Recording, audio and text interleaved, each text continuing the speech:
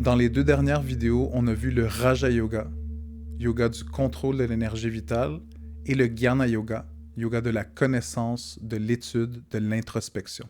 Ces 2 formes de yoga parlent rarement d'émotions. En fait, les émotions semblent être vues comme un dérèglement pranique, comme un filtre qui nous empêche de voir la réalité telle qu'elle est. La façon de gérer nos émotions dans ces traditions est simplement de contrôler notre prana, donc essentiellement de pratiquer nos méditations, nos exercices de pranayama, nos postures de yoga, et éventuellement la stabilité de notre prana va amener une stabilité émotionnelle. Aujourd'hui, on va parler du Bhakti Yoga, qui utilise la force, l'énergie émotionnelle pour la purifier et la rediriger vers le divin. On pourrait dire que le Bhakti Yoga est le chemin de l'amour, car le chemin vers la transcendance, c'est l'amour envers le divin. Pour comprendre mieux de quoi on parle, je vais vous donner un exemple. On va parler d'attachement. Dans la plupart des religions, que ce soit en Inde ou ailleurs, on a souvent tendance à parler mal de l'attachement envers des objets. Cette approche a quand même une logique parce que chaque objet de l'univers, chaque personne, chaque animal, chaque plante a une durée finie. Le problème, en fait, c'est qu'on a tendance de chercher un refuge dans nos objets d'attachement. Donc, si vous avez une forme d'addiction, vous trouvez sûrement un refuge dans cette addiction. Si vous êtes obsédé avec quelque chose, avec une série télévision, pour donner un exemple, vous trouvez sûrement un refuge dans cette série télévision. Mais chaque épisode a une fin, puis à la fin de l'épisode de notre série préférée de télé, on sent un vide, puis on veut regarder un autre épisode. De ce vide apparaît le désir, la sensation d'être incomplet, et on veut regarder un autre épisode pour sentir cette fausse sensation de plénitude. La logique du Bhakti Yoga, c'est que tant qu'à avoir de l'attachement, tant que naturellement comme être humain, s'attacher aux objets, on veut rediriger l'attachement, l'énergie passionnelle envers le divin. Le divin est éternel, il est omniscient, omniprésent, tout-puissant. C'est le seul refuge qui vaut vraiment la peine selon le Bhakti Yoga. Le Bhakti Yogi veut se souvenir toujours du divin, en fait. Il veut que son mental, son corps, son énergie soient obsédés avec Dieu. Dans le dernier cours, on a parlé de Vedanta, dans lequel le but du yogi est de fusionner avec la monade, de fusionner avec le Brahman. Mais dans le contexte du Bhakti Yoga, cette fusion est vue quasiment comme négative. Comme le chemin du Bhakti, c'est le chemin de l'amour envers le divin, si je deviens un avec le divin, avec la monade, comment puis-je l'aimer? Mais comment aiguiser notre amour envers le divin? Comment pratiquer cet amour?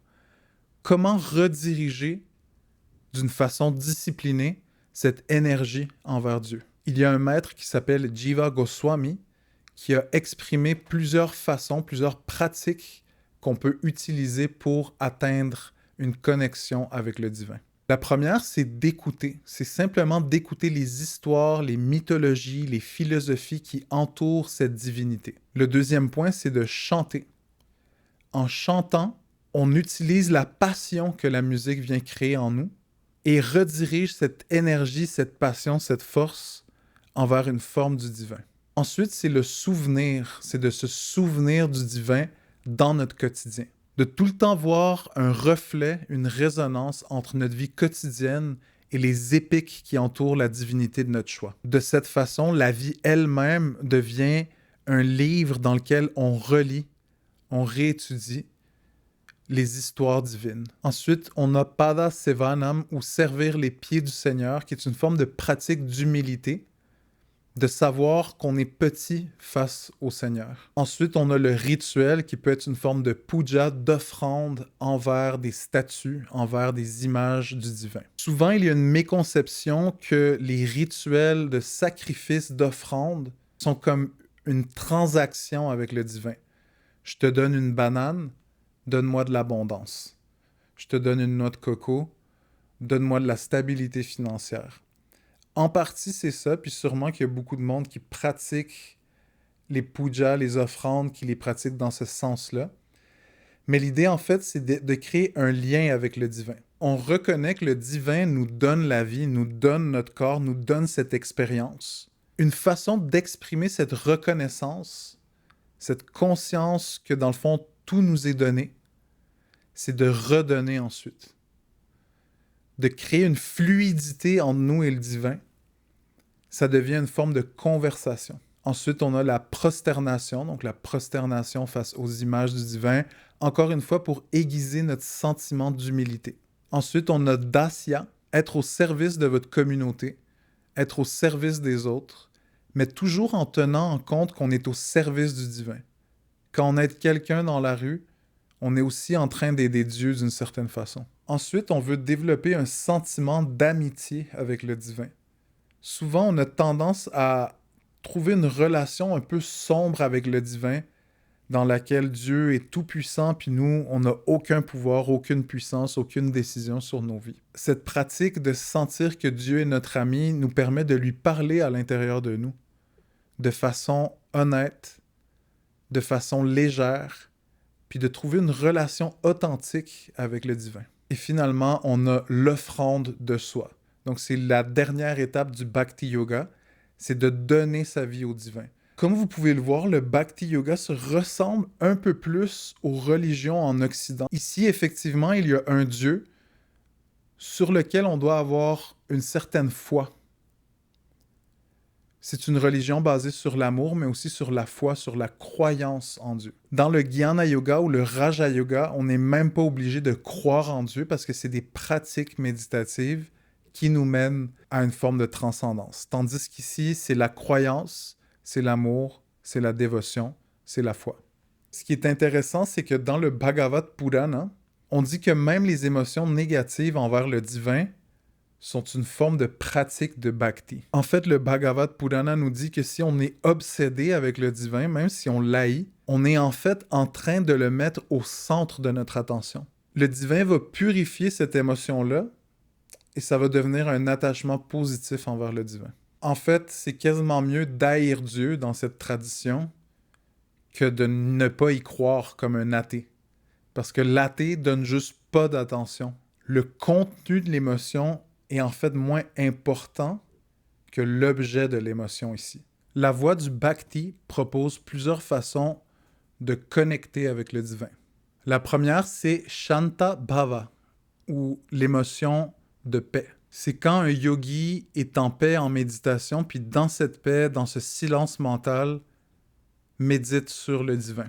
Ensuite, on a Dasya Bhava, ou la relation maître-serviteur. Voir Dieu comme un maître et nous voir nous-mêmes, le dévot, comme un serviteur. Ensuite, il y a Sakya Bhava, ou la relation amicale avec le divin. Dans cette relation, on parle au divin comme si c'était un ami, puis ça nous permet de trouver une relation authentique, intime, comme je disais tout à l'heure, avec le divin. Ensuite, on a Vatsalya Bhava, ou la relation de parents. Puis, intuitivement, on aurait tendance à penser que Dieu est notre parent et nous, on est son enfant. Mais dans cette proposition du Bhakti Yoga, c'est que c'est nous, le Père de Dieu. Ensuite, il y a Madhurya Bhava, ou être un amant du Seigneur. Donc, de sentir une passion comme un amoureux ou une amoureuse qui écrit le nom de son amant sur un cahier, qui pense constamment, qui obsède à son amant. C'est cette forme d'attention, d'obsession qu'implique Madhurya Bhava. Maintenant, je vais vous parler des 5 grandes familles dévotionnelles. Certaines de ces familles sont dualistes, c'est-à-dire qu'ils considèrent Dieu comme séparé du dévot, comme séparé de la matière. Et d'autres sont non-dualistes. Et je vais vous expliquer un petit peu comment que ça marche la dévotion dans le contexte du non-dualisme. En fait, il faut commencer par expliquer le concept du Trimurti, ou la Trinité indienne. Il y a une réalité, le Brahman. Cette réalité se divise dans plusieurs forces cosmiques, et ces forces cosmiques deviennent des dieux, qui ont une forme personnelle, donc soit celle d'un humain ou d'un animal. Ils ont aussi une forme géométrique, yantra, et aussi une forme sonore, mantra. Les 3 grandes forces cosmiques sont Brahma, Vishnu et Shiva. Dans cette trinité, Brahma est le créateur, à ne pas confondre avec la monade, le Brahman. Ici, c'est Brahma, sans le N à la fin. Donc, Brahma est le créateur. Vishnu est celui qui préserve l'univers. C'est pourquoi c'est lui qui est souvent incarné dans différents avatars qui viennent sur la Terre pour remettre l'ordre, le dharma, l'ordre cosmique. Ensuite, on a Shiva, qui est le dieu de la destruction, de la transformation. Souvent, on associe la destruction à quelque chose de négatif, mais c'est seulement en mangeant la pomme, en la détruisant, que je peux préserver mon corps. Dans l'exemple de la pomme, on a en fait les 3 états, ces 3 grandes forces cosmiques. Je détruis la pomme en la mangeant, je l'efface de l'existence carrément. Ensuite, cette pomme, ses nutriments alimentent mon corps et ça crée des nouvelles cellules, donc la création. Et ceci permet à mon corps de se maintenir dans le temps, d'exister, de se soutenir. Les 2 grandes familles qui ressortent de cette trinité sont le Vaishnavisme, ou les dévots de Vishnu et tous ses avatars, ses incarnations sur Terre, comme Rama, comme Krishna, comme Narasimha, et les dévots de Shiva ou les Shivaites, qui ont comme dieu principal Yogiraj ou le roi des yogis. Il y a plusieurs raisons pourquoi il n'y a pas un culte à Brahma.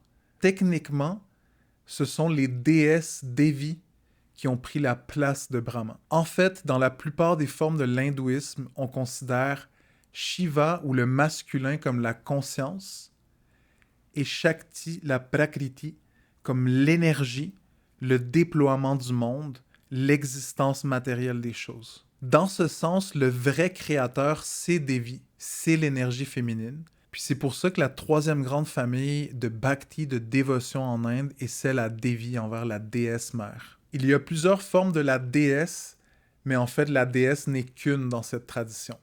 Donc souvent représentée par Lalita Tripura Sundari, qui serait comme une fusion de toutes les énergies de toutes les déesses. Il y a un lien entre le shivaïsme et le shaktisme, parce que la plupart de la cosmologie est similaire. Dans le shaktisme, on considère que Shiva, sans Devi, c'est Shava. Shava, comme dans Shavasana, ça veut dire le cadavre. Essentiellement, Shiva, le Purusha, la conscience, n'est rien s'il n'existe pas, s'il ne se manifeste pas.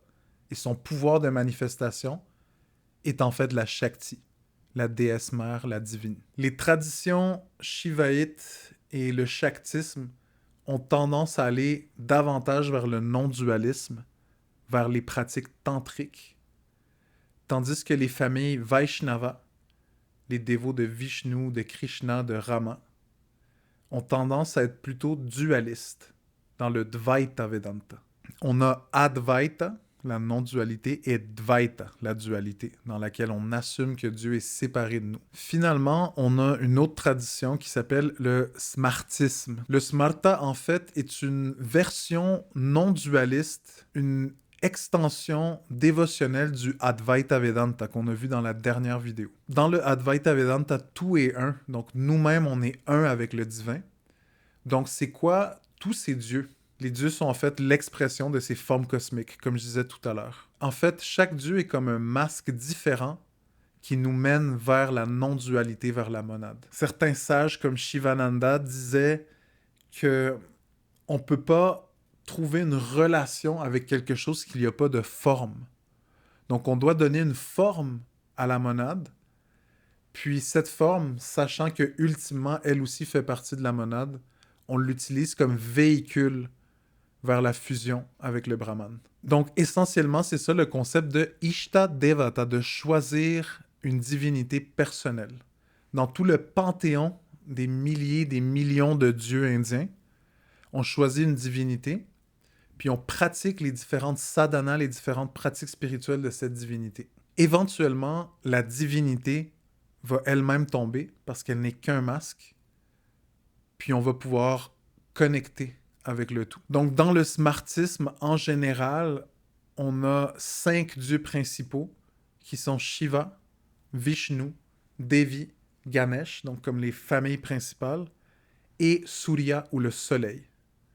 Donc, une forme de dévotion non seulement vers le soleil, mais envers le concept de l'astrologie védique en général. Dans la prochaine vidéo, on va finir avec la série des 4 grandes familles de yoga. On va voir le Karma Yoga, qui est le yoga de l'action. Ceux qui veulent agir dans le monde, créer la différence, par leur action, changer les choses. Bonne pratique.